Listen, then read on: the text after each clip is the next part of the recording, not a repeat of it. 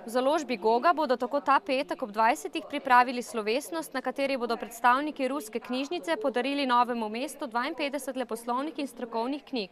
Med temi leposlovnimi knjigami, ki smo jih pregledali, so tako knjige iz mladinska literatura kot poezija, največ pa je leposlovna literatura.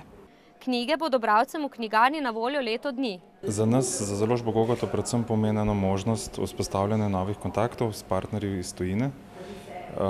Predvsem, kar se tiče Rusije, do zdaj praktično nismo imeli kontaktov. In z tega naslova seveda se veselimo in upam, da bo to preraslo potem v nadaljnje sodelovanje.